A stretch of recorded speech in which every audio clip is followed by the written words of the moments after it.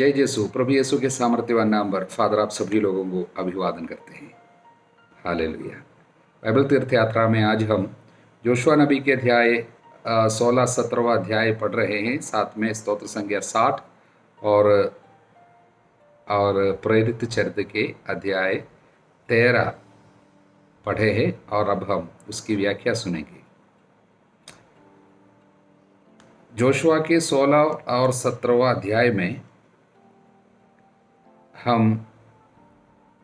यूसुफ के वंशजों को यानी एफ्राइम और मनासे को जो दाएं भाग प्रतिज्ञात देश में मिली है उसके बारे में पढ़ रहे हैं। अब हम में कई लोगों के मन में एक प्रश्न उठेंगे। देखिए, ये दोनों को हम इस्राएल के 12 वंशों में पढ़ते हैं, अक्सर देखते हैं। इनके नाम है दोनों की संख्या यानी इफ्राइम और मनासे। वास्तव में ये इस्राएल के यानी याकूब के 12 संतति पे ये नहीं आते हैं। इनके पिता यूसुफ याकूब का बेटा है, लेकिन ये दोनों को 12 वंश में कैसे जगह मिला? आप सोचे होंगे, कुछ लोग हमसे पूछे भी। इसको जानने के लिए और एक बार हम पीछे जाएंगे उत्पत्ति ग्रंथ के अध्याय 48 में। वहाँ पर याकूब, जिसे प्रभु ने इस्राएल नाम दिया था, वो मरने की स्थिति में। अब याकूब कहाँ पे है? मिस्र देश में। कैसे मिस्र देश पहुँचा था? क्योंकि बेटा यूसुफ पहले मिस्र देश ले जाया गया गुलाम बनकर। वहाँ पर वो प्रधानमंत्री अधिकारी बने। अकाल के समय में अनेक लोगों को बचाया। तब अपने पिता और अपने भाइयों को भी वो बचा पाया और उनको मिस्र देश में लेके आया। वहाँ पर इनकी मृत्यु हो रही है। मरने के पहले वो अपने बेटे से शपथ खिलाया कि मुझे मरने के बाद कनान देश में हेब्रोन के पास एक जगह है जहाँ पर इब्राहिम अपने पत्नी सराय को दफनाने के लिए थोड़ी सी ज़मीन खरीदा था सबसे पहले, और उसी गुफा पे इब्राहिम को भी रखे गए थे। मरने के बाद उसी जगह में हमको भी दफनाना है। इसने वादा सब कराया। तब बेटा यूसुफ को समझ में आया मेरा पापा की मृत्यु होने वाले है। इसलिए 48वां अध्याय में हम देखते हैं यूसुफ अपने दोनों बेटे को लेके पिता के पास जा रहे एक आशीर्वाद लेने के लिए। तब जब बेटा यूसुफ, याकूब का बेटा यूसुफ अपने 2 संतानों को लेकर गए, तब 5वां वचन में हम पढ़ते हैं, पापा याकूब ने यानी इस्राएल ने बेटे यूसुफ से कहा, मेरे मिस्र आने के पहले मिस्र देश में पैदा हुआ तुम्हारे दोनों पुत्र मेरे ही पुत्र माने जाएंगे। जैसे रूबन और सिमेयोन मेरे पुत्र है, वैसे ही एफ्राइम और मनासे भी मेरे ही पुत्र होंगे। यहां पर क्या हो रहा है? ये दोनों संतानों को यूसुफ ने इतना चाहा, पापा की मृत्यु के पहले मेरे बेटे लोगों को एक आशीर्वाद दिलाए, लेकिन आशीर्वाद देने के पहले कुछ और बात हो रही है। वो क्या है? याकूब ने एक घोषणा की। वो घोषणा ये है, मेरे मिस्र आने के पहले, तुम्हारे पास आने के पहले मिस्र देश में रहते हुए तुमको 2 बच्चे हुए, उन दोनों बच्चों को मैं अब गोद लेता हूँ। मानो मैं अपने संतानों की तरह, जैसे रूबन है, जैसे सिमेयोन है, उसी तरह मैं उनको अपना रहा हूँ। यहाँ पर क्या हो रहा है? एक दत्तक ग्रहण हो रहा है। यहाँ पर गोद लेने की एक प्रक्रिया हो रही है। इस्राएल में वो अक्सर हुआ करता था। बाइबल में कई बार हम उसको देखते हैं। इसका मतलब क्या है? यूसुफ के प्रति एक विशेष लगाव याकूब के मन में, हृदय में पहले से था। हम देखता था, इसलिए तो यूसुफ के साथ या यूसुफ के भाइयों ने उनसे घृणा की थी और नफरत किए थे, जलन ईर्ष्या किए थे, कारण पापा इनको बहुत प्यार करता था। वो प्यार के पीछे क्या कारण था, यूसुफ को अधिक प्यार करने के कारण क्या था, वो भी हम जानते हैं। कारण बाइबल में हम बाद में देखते हैं। इसका कारण यही है, वचन 7, पद्दन से आते समय कनान देश में जब मैं अफरात से कुछ दूर था तो मुझे दुखी छोड़कर राहेल परलोसी थारी। राहेल को बहुत प्यार की थी। राहेल कौन है? यूसुफ की माँ, यानी याकूब की पत्नियों में एक, जिसमें राहेल को सबसे ज़्यादा वो प्यार किया था। और राहेल की मृत्यु अचानक हुए थे कनान देश में, इसलिए राहेल के प्रति प्यार के कारण यूसुफ के दोनों संतानों को वो अपना रहे हैं और अपने संतानों की तरह उनको अपनाया, और इसलिए उनको भी दाय भाग दिया जाएगा। इस्राएल में उनके 12 वंशजों में अब यूसुफ के बदले में ये दोनों का नाम आएगा। देखिए, बाद में हम देखते हैं लेवी वंश को प्रभु अलग किया, उनको दाय भाग नहीं दिया जाएगा, क्योंकि मैं स्वयं उनका दाय भाग रहूँगा प्रभु के कार्य के लिए, यानी मंदिर की सेवा के लिए। लेवी वंश को अलग किया और इज़राइल के हर एक परिवार के हर एक पहलौठा प्रभु का होता था, और उसके बदले लेवियों को प्रभु अपनाया, यानी पहलौठे के बदले। ये सब हम पहले पढ़ चुके हैं। तब लेवी अब ये 12 वंश में नहीं रहेगा, क्योंकि वो स्वयं प्रभु के सीधे अंडर में है, प्रभु का कार्य करेगा, इसलिए उनको वहाँ पर कोई दाय भाग नहीं मिलेगा, कोई इनहेरिटेंस इनको नहीं दिया जाएगा। तब कितना देश हुआ, कितना वंश हुआ? अभी केवल 11 रह गया। उस जगह में यूसुफ के दोनों संतानों को लाया। तब यूसुफ के बदले ये 2 संतान यूसुफ के वंशज के रूप में यहाँ पर प्रतिनिधि बनकर रहेंगे। मतलब ये दोनों अलग अलग वंश माना जाएगा। एक के बदले 2 दाय भाग इनको अब दिया जा रहा है। तब कितना हुआ? यूसुफ और लेवी के बदले ये दोनों इफ्राइम और मनासे आए। तब पूरा 12 वंश अभी भी है। देखिए, इसके पीछे प्रभु का कितना बड़ा हाथ है, क्योंकि एक ऑर्डर जो है, ये 12 जो नंबर वो अभी भी बना रहता है, और लेवियों को अलग किया, फिर भी इसमें नंबर में कमी नहीं आई। और यूसुफ का विशेष आदर भी किया, क्योंकि यूसुफ मिस्र देश में आकर बहुत सहा था, और वो अपनी ईमानदारी से वहाँ पर अधिकारी बने, जिसके चलते पूरे परिवार बच गए। इसलिए यूसुफ का विशेष आदर भी हुआ, और यूसुफ के आदर करने के साथ साथ एक विशेष प्यार का प्रकटन भी है याकूब की पत्नी राहेल के लिए, जिनकी मृत्यु अचानक पहले हो चुके थे। इस तरह सारी बातों को जब हम एक साथ जब देखते हैं, उसके पीछे प्रभु के हर एक कार्य में प्रभु का हाथ हमको दिखाई देता। हमारे जीवन के हर एक कार्य में प्रभु का हाथ इस तरह हमें देखने को मिलता है। हालेलुया। अब हम देखते हैं, इन दोनों वंशजों को दाय भाग तो मिल गया, किंतु उनके द्वारा एक संकट भी उभर आ रहा है। 16वां अध्याय वचन 10 पे हम इस तरह पढ़ते हैं, लेकिन वे गेसर में रहने वाले कनानियों को भगा नहीं पाए, इसलिए कनानी आज तक इफ्राइम के साथ रहते, परंतु वे बेकार में लगाए जाते। जब ये किताब लिखा गया उस समय की बात है, तब तक आज तक जब रहते हैं, बोलता है अभी की बात नहीं, उस समय। और 17वां अध्याय में वचन 13, परंतु जब इस्राएली शक्तिशाली हो गए तब उन्होंने कनानियों को बेकार में लगाया, हालांकि वे उनको नहीं भगा पाए। इंग्लिश में ऐसा है, they did not drive out the Canaanites. यहाँ पर भगा नहीं पाए, लेकिन वहाँ पर भगाए नहीं। कारण कुछ भी हो सकता है, शायद इनको सब बाहर करने के लिए मेहनत करना था, वो सब नहीं किया, बल्कि उनको अपने काम में लगाए। वहाँ पर बेगार में लगाने का मतलब फोर्स्ड लेबर पे लगाए। देखिए, कनानियों के बारे में प्रभु का संदेश यही था, मूर्ति पूजा और व्यभिचार के पाप में बहुत अधिक आगे बढ़ने हेतु उनको वहाँ पर रहने देंगे तो उनकी उपस्थिति बाद में इसराइलियों को भी उन्हीं पापों में, जिन पापों में वे बहुत आगे बढ़ गए थे, उन पापों में इसराइलियों को भी फंसाएंगे, मूर्ति पूजा और अशुद्ध कर्म।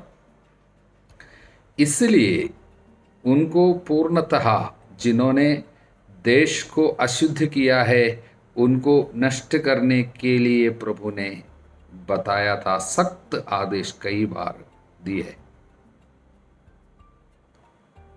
किंतु इस्राएल ने, विशेषकर एफ्राइम और मनासे ने ये कार्य को पूर्ण रूप से इस आदेश का पालन नहीं किया, बल्कि उन लोगों को अधिकार में करते हुए अपने काम में लगाया, पूर्ण से नष्ट नहीं किया। इसलिए बाद में क्या होते हैं, उनके इसी पाप में इस्राएली फंस गए, पूरे इस्राएल के ऊपर इसलिए विपत्ति आई और असीरी लोग आकर बाद में इस्राएल को नष्ट करते हुए इनको बाबिलोन में सब लेकर गए। ये सब बाद में पढ़ते हैं। प्रियजनों, ये विश्वास त्याग एक बहुत बड़ा डेंजर है, एक खतरा है। एक्सपोसिटर बाइबल कमेंट्री, वो बाइबल व्याख्या देते हैं, उसमें वो इस विषय में लिखे हैं, this was the result of a serious failure on the part of this people. इजराइलियों के द्वारा एक बहुत बड़ी कमी यहाँ पर दिखाई दिया, उसके कारण विश्वास त्याग का पाप इनके ऊपर मंडराने लगा। प्रभु ने इस्राएल कनानियों के बारे में आदेश दिया था, उनको देश से निकालना चाहिए, उनको पूर्ण रूप से नष्ट करना चाहिए, किंतु आपको काम में लगाना हो तो कनान के बाहर जिन लोगों को आप अधिकार में करेंगे, उन लोगों को लेके अपने काम में लगा सकते हैं, फोर्स्ड लेबर पे यानी बेगार में लगा सकते हैं। इसके विषय में विधि विवरण अध्याय 20 वचन 10 से 18 तक पढ़ने से पूरा संदेश प्रभु के मुंह से हम पढ़ते हैं। विधि विवरण 20वां अध्याय। किंतु इसराइलियों ने ये आदेश का पालन नहीं किया, कनानियों को रहने दिया। इसलिए बाद में क्या होते हैं, हम न्यायकर्ताओं के ग्रंथ, अगला पुस्तक न्यायकर्ताओं का ग्रंथ है, वहाँ पर अध्याय 2 वचन 1 से हम इस तरह पढ़ते हैं, प्रभु का दूत गिलगाल से बोखिम गया, उसने कहा, मैं ही तुम लोगों को मिस्र से निकाल कर इस देश में ले आया, जिसे मैंने तुम्हारे पूर्वजों को देने की शपथ की थी। प्रभु स्वयं कह रहा है दूत के द्वारा, मैं तुम्हारे लिए निर्धारित विधान कभी नहीं भंग करूंगा और तुम इस देश के निवासियों के साथ कभी समझौता नहीं करोगे। मैंने कहा था, किंतु नहीं करोगे, बल्कि तुम उनकी वेदियां तोड़ डालोगे। लेकिन तुम लोगों ने मेरी आज्ञा नहीं मानी, ये तुमने क्या किया। अब मैं कहता हूँ, मैं उन लोगों को तुम्हारे सामने से नहीं भगाऊंगा, बल्कि वे तुम्हारे विरोधी हो जाएंगे, उनके देवता तुम्हें अपने जाल में फंसाएंगे। इसलिए कनानियों को पूर्ण रूप से वहाँ से इसराइली फिर निकाल नहीं पाए, क्योंकि शुरुआत में इन्होंने उनके साथ समझौता करके प्रभु की इच्छा के खिलाफ उनको अपने पास रहने दिया। अध्याय 3 वचन 5 न्यायकर्ताओं के पुस्तक। इस प्रकार इसराइली लोग कनानी, हित्ती, अमोरी, परिची और हिवी और यबूसी लोगों के साथ ही रहते थे। उन्होंने उनकी कन्याओं से विवाह किया और अपनी कन्या उनके पुत्रों को दी। उन्होंने उनके देवताओं की भी पूजा की। इस तरह एक बड़ी विपत्ति में इसराइली बाद में आकर फंस रहे हैं। 10वां अध्याय न्यायकर्ताओं के ग्रंथ के 10वां अध्याय वचन 6 में हम इस तरह पढ़ते, इसराइलियों ने फिर वही किया जो प्रभु की दृष्टि में बुरा है। वे बाल देवताओं और अस्तारता देवियों तथा आराम, सिदोन, मेवाब, अमोनियों, फिलिस्तियों के देवताओं की पूजा करने लगे। यह सब किस लिए हुआ? प्रभु ने जिन बातों से पृथकता, सेपरेशन मांगी और उन्होंने वो पालन नहीं किया, बहुत हल्का लिया। इसलिए फिर बाद में इसराइलियों के ऊपर भारी संकट आ पड़ता है। मूर्ति पूजा में लोग फंस गया। हालेलुया। प्रियजनों, आज भी अनेक ईसाई लोग इन चेतावनियों पर ध्यान नहीं देते।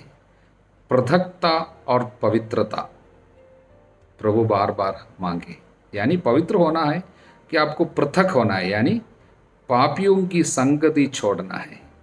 या इस दुनिया में गलत गंदी आदतों में रहने वाले लोगों के साथ मिलजुल कर रहेंगे, उनके कहना मानेंगे, उनके साथ खाना पीना, दोस्ती, आना जाना और उनके फैशन को अपनाना, इस तरह के कार्य करेंगे, या उनके साथ शादी विवाह में भाग लेना, यानी अपनी पुत्रियों को उनके पत्नी के रूप में देना, यानी अंदर यानी ये अपने धर्म को छोड़कर अन्य धर्म में शादी करना, वहाँ से लोगों को अपने शादी के लिए चुनना लेना, इस तरह के कार्यों से बाद में क्या विपत्ति आएगी? विपत्ति यही है कि आपके विश्वास में कमी आएगी, और इसके विषय में अनेक जगह में बाइबल हमको बताते हैं, वो आपके लिए एक ट्रैप होगा, यानी आप उसमें फंस जाएंगे। उनकी देवी देवताओं की पूजा में और उनके त्यौहार मनाते समय आपको भाग लेना होगा, और उस समय में आप उनका प्रसाद खाएंगे और आपको प्रसाद खाने का निमंत्रण मिलेगा। इस तरह के कार्यों से आपके विश्वास में कमी आएंगे, आप पूजा वार्ड में फंस जाएंगे, और इस तरह विपत्ति आपके ऊपर भी आ जाएंगे, क्योंकि प्रभु के साथ आपकी रिश्ता सबसे पहली बात है, उसमें कमी प्रभु आने नहीं देता। इसलिए यहाँ पर जो कमी आई है इस्राएलियों के द्वारा, वो बहुत भारी पड़ा उनके ऊपर, बहुत बड़ी विपत्ति आई। इसलिए प्रभु बार बार हमको चेतावनी के रूप में देते हैं। उदाहरण के लिए हम इस तरह पढ़ते हैं, संत पेतरुस पवित्र आत्मा से प्रेरित होकर, पवित्र आत्मा पेंतकोस्त के दिन में शिष्यों पे आए, उसी दिन पवित्र आत्मा से प्रेरित होकर उसी दिन एक प्रवचन दिया था पेतरुस ने। उस प्रवचन में अध्याय 2 प्रेरित चरित्र के अध्याय 2 वचन 40 में इस तरह हम पढ़ते हैं, पेतरुस ने और बहुत सी बातों द्वारा साक्षी दिया, ये कहते हुए उनसे अनुरोध किया, आप लोग अपने को इस विधर्मी पीढ़ी से बचाए रखे, माने उनके आचरण से बचाए रखे, उनके जैसे नहीं बनना। कुरिन्थियों का पहला पत्र अध्याय 5 में हम इस तरह पढ़ते हैं, वचन 11 संत पौलुस हमको बताते हैं, संत पौलुस बताते हैं, बल्कि मैंने लिखा, यदि भाई कहलाने वाला कोई व्यक्ति व्यभिचारी, लोभी, मूर्ति पूजक, निंदक, शराबी, धोखेबाज है, तो उसके साथ भोजन तक नहीं करे, उसके साथ भोजन तक नहीं करे। कुरिन्थियों का दूसरा पत्र में हम इस तरह पढ़ते हैं, अध्याय 6 में एक संदेश प्रभु हमको देते हैं, वचन 14 से लेकर अध्याय 6 वचन 14 से, आप लोग अविश्वासियों के साथ बेमेल जुए में मत जूते, धार्मिकता का अधर्म से क्या, ज्योति का धर्म से क्या संबंध, मसीह की बेलियार से क्या संगति, विश्वासी की अविश्वासी से क्या सहभागिता, ईश्वर के मंदिर का देव मूर्तियों से क्या समझौता, क्योंकि हम जीवंत ईश्वर के मंदिर है, जैसा कि ईश्वर ने कहा, मैं उनके बीच निवास करूंगा और उनके साथ चलूंगा, मैं उनका ईश्वर होऊंगा, वे मेरी प्रजा होंगी। इसलिए दूसरों के बीच से निकलकर अलग हो जाओ, किसी अपवित्र वस्तु का स्पर्श मत करो, ये प्रभु क्या कहना है, तब मैं तुम्हें अपनाऊंगा, मैं तुम्हारे लिए पिता जैसा होऊंगा, तुम मेरे लिए पुत्र पुत्रियां जैसे होंगे, ये सर्वशक्तिमान प्रभु का कहना है। प्रियजनों, इसका संदेश क्या है? संदेश हमारे सामने प्रभु ये रख रहे हैं, देखिए, अन्य लोगों के साथ आपके संबंध पर ध्यान देना, पापियों की संगति नहीं करना, क्योंकि ऐसे संगति करेंगे आप भी उनके साथ फंस जाएंगे। कल हम इसके विषय में सोच ही रहे थे और संदेश देने के लिए तैयारी कर रहे थे, उस समय व्हाट्सएप पे एक मैसेज आया था, एक फ़ोटो आए थे, वो देखकर हम हैरान हो गए। अरे हम अभी जो सोच रहे हैं, जिसकी तैयारी कर रहे हैं, उसी को प्रकट करने वाला एक संदेश। अब देखिए, हाँ, वो संदेश हम आपको अभी, मतलब वो फोटो हम आपको दिखा रहे हैं। देखिए, इसको देखने से हमको समझ में आएंगे क्यों प्रभु कनानियों को पूर्ण रूप से वहाँ से निकालने के लिए कहा, क्योंकि पाप में रहते हुए पक चुके थे। उनको यदि निकालेंगे नहीं, आप उनके साथ रहेंगे, तुरंत उनके पाप की चीज आपके अंदर आ जाएगी। इसलिए प्रभु ने इस संदेश को दिया था। हालेलुया। इसलिए प्रियजनों, ये 2 अध्याय से क्या संदेश प्रभु हमको देना चाहते हैं? आध्यात्मिक संदेश। सबसे पहली बात यह है, कुरिन्थियों का पहला पत्र अध्याय 15 वचन 33, धोखे में न रहे, बुरी संगति से अच्छा चरित्र भ्रष्ट हो जाता है। बुरी संगति से अच्छा चरित्र भ्रष्ट हो जाते हैं। हम पर इन्होंने थोड़ी सी लापरवाही की और इन लोगों को संघ में रहने दिया। बाद में उन लोग इसराइलियों के लिए खतरा बन गए। दूसरी बात, दूसरे संदेश, ये दोनों वंशजों को प्रभु बहुत सारे आशीर्वाद दिए। विशेष आशीर्वाद इनको मिला था क्योंकि याकूब ने, इज़राइल ने इनके ऊपर हाथ रख कर एक विशेष स्पेशल एक आशीर्वाद दिया। उस समय ये भी उसने कहा था, हम उत्पत्ति के अध्याय 48 में वचन 21 से, मेरी मृत्यु निकट है। इस्राएल ने यूसुफ से कहा, परंतु ईश्वर तुम्हारे साथ रहेगा, तुम लोगों को अपने पूर्वजों के देश में फिर वापस ले जाएगा। मैं तुमको तुम्हारे सब भाइयों के बीच सबसे अधिक भूमि देता हूँ।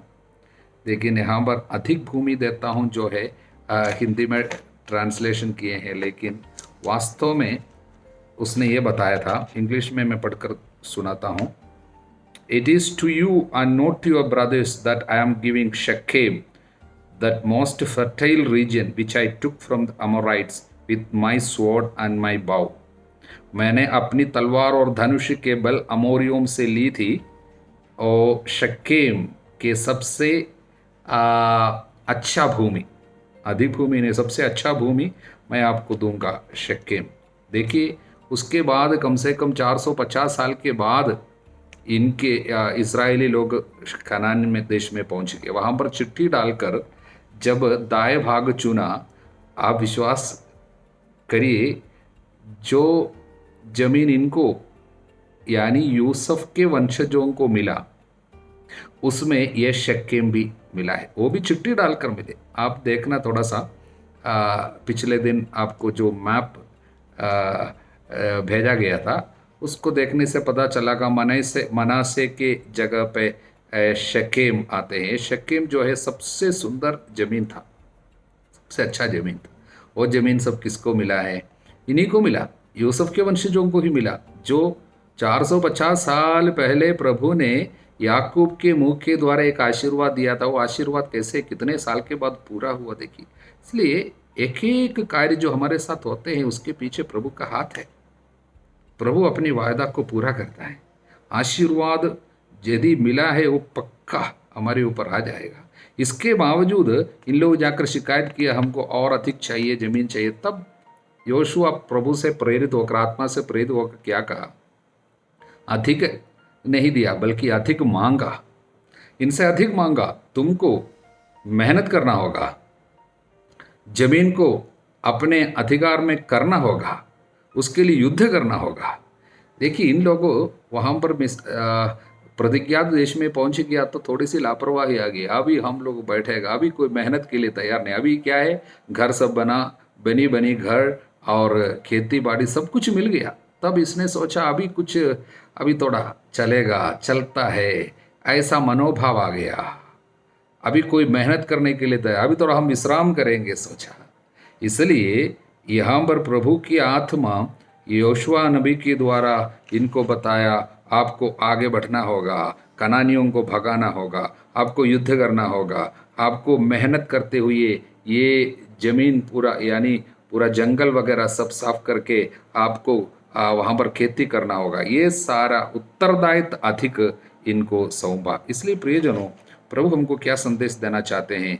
कभी हम लोग ईश्वर के कार्य में अभी क्या है, हमारा उत्साह को कम होने नहीं देना है। जैसा कि कुरिन्थियों के पहले पत्र के अध्याय 15-58 में हम पढ़ते हैं, प्यारे भाइयों, आप दृढ़ तथा अटल बने रहे, ये जानकर प्रभु के लिए आपका परिश्रम व्यर्थ नहीं, अब निरंतर उनका कार्य करते रहे। संत पौलुस बार बार हमको बोलते हैं, हम आगे की ओर दृष्टि लगाकर दौड़ रहे हैं। ऐसा कभी हम नहीं सोचते हैं कि हमको ये सब कुछ मिल गया, अभी जो भी आशीर्वाद मिल गया वो सब काफ़ी है, मैं नहीं समझता हूँ। इतना ही नहीं, मैं आगे की ओर दौड़ता जा रहा हूँ। ये कह रहा है संत पौलुस फिलिपियों के नाम लिखे अध्याय 3 वचन 12 से। मैं नहीं कहता अब तक मैं सब कुछ कर चुका हूँ या मुझे पूर्णता प्राप्त हो गई, किंतु मैं आगे बढ़ रहा हूँ ताकि लक्ष्य मेरी पकड़ में आए। इसलिए मेहनत करना होगा। You have to strive again. इसराइलियों ने ये कार्य थोड़ा सा समाप्त किया, थोड़ी सी अभी थोड़ा युद्ध करने के लिए नहीं जाएगा, उनके साथ हम लोग समझौता कर लेंगे, तुम भी रहो हम भी रहेगा, इस तरह हल्का समझा। इसलिए बाद में उनको देश से गुलामी में फिर से जाना पड़ा और इसराइलियों के ऊपर विपत्ति आई। इसके पीछे यही कारण था कि इन्होंने पृथकता और पवित्रता को बहुत ही हल्का समझा। इसका मतलब ये नहीं कि अविश्वासियों में किसी के साथ यदि आपकी शादी हुई है आज उनको त्याग दो, उनको छोड़ दो, ये बात हम नहीं बता रहे, बल्कि अब इस तरह के चीज़ों में ना फंसे, हम लोग जागरूकता बनाए रखे, निगरानी बनाए रखे और प्रभु के कहने पर चले। हालेलुया। स्तोत्र संख्या 60 में प्रभु जो संदेश देना चाहते हैं वो आज हमें जोशुआ के ग्रंथ से जो संदेश मिली है उससे जुड़ी हुई है। वो यह है, प्रभु के कार्य में हमें कभी हिम्मत नहीं हारनी चाहिए, अंत तक मेहनत करना होगा, युद्ध करना होगा। We have to strive again and again. कई बार हमको जीत मिला है, उसके बाद अभी आराम है सोचकर, इतना काफ़ी है, हमको काफ़ी आशीर्वाद मिला, अभी ठीक है, हम लोग खाएंगे पिएंगे मौज उठाएंगे सोचकर नहीं रहना, बल्कि निरंतर हर दिन मेहनत करना है। इसलिए थोड़ी सी लापरवाही इसराइलियों में कहीं आ रहा होगा, एक पराजय प्रभु आने दिया। दोमियों ने आकर थोड़ी सी आक्रमण किया और उस आक्रमण में कुछ नुकसान इसराइलियों को जरूर हुआ, लेकिन उस समय दाऊद ने सभी लोगों को फिर से एकत्रित किया और वहाँ पर एक प्रार्थना गीत है, वो इस समय पराजय के बाद की प्रार्थना है। लेकिन ये प्रार्थना का अंत लास्ट आखिरी वचन पढ़िए, ईश्वर के साथ हम शूरवीरों की तरह लड़ेंगे, वही हमारे शत्रुओं को रौंदेगा। यानी प्रभु के संग कर हम शत्रुओं से लड़ेंगे, प्रभु हमारे शत्रुओं को रौंदेगा। इसलिए हम युद्ध करना बंद नहीं करेंगे, हम लड़ेंगे। इसलिए नए विधान में अब हम हमारे लिए क्या संदेश है? देखिए, हमारा युद्ध लोगों से नहीं होते, बल्कि हम निरे मनुष्यों से नहीं, बल्कि अंधकार में संसार के अधिकारियों, अधिपतियों, शासकों से युद्ध कर रहे हैं। इस युद्ध हर दिन करना होगा। प्रभु के लिए हमारा जो मेहनत है वो व्यर्थ नहीं है, ये जानकर हमको आध्यात्मिक उत्साह दिखाना होगा। वचन जैसे हमको याद दिलाते हैं, रोमियों के अध्याय 12 वचन 11 पे हम इस तरह पढ़ते हैं, फादर आपको पढ़कर सुनाते हैं। अध्याय 12, रोमियों के अध्याय 12 वचन 11 में इस तरह लिखा गया है, आप लोग अथक परिश्रम तथा आध्यात्मिक उत्साह से प्रभु की सेवा करते रहे। इसलिए ये उत्साह हमें छोड़ना नहीं है, जैसा कि दाऊद हमेशा दिखाया है।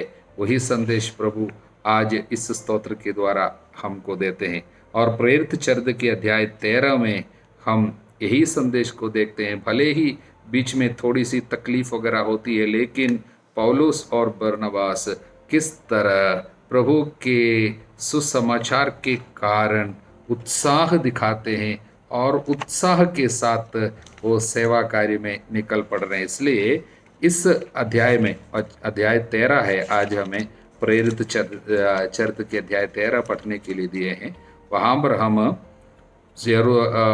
संत पौलुस के प्रथम प्रचार यात्रा को हम लोग इस अध्याय में 13 और 14 अध्याय में प्रथम प्रचार यात्रा है, first missionary journey of Saint Paul.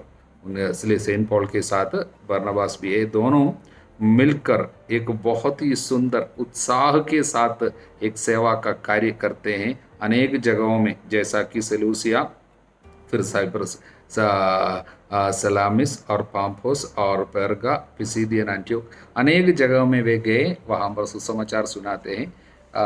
ये कार्य हम लोग देख रहे हैं। लेकिन संक्षिप्त में संदेश यही है, प्रभु के लिए आपका उत्साह कम नहीं होना चाहिए। और आध्यात्मिक उत्साह प्रभु हमको इसलिए बराबर देना चाहते हैं, जिससे हम शत्रु के साथ यानी अंधकार की शक्तियों के साथ ये लड़ाई पे हम लोग प्रभु के संग शूरवीरों की तरह लड़े और युद्ध हम लोग जीते। इससे प्रभु की महिमा होती है और ईश्वर के राज्य का विस्तार होते हैं। इसलिए प्रभु ने हमको चुने हैं, आराम करने के लिए नहीं, जागने के लिए, युद्ध करने के लिए प्रभु हमको बुलाए हैं। इसलिए प्रभु की इच्छा को हम पूरा करेंगे। हमारे प्रभु ईसा मसीह की कृपा, ईश्वर का प्रेम, पवित्र आत्मा का सहज आप सभी लोगों के साथ बनी रहे अब सदा सर्वदा अनंत काल तक। आमीन।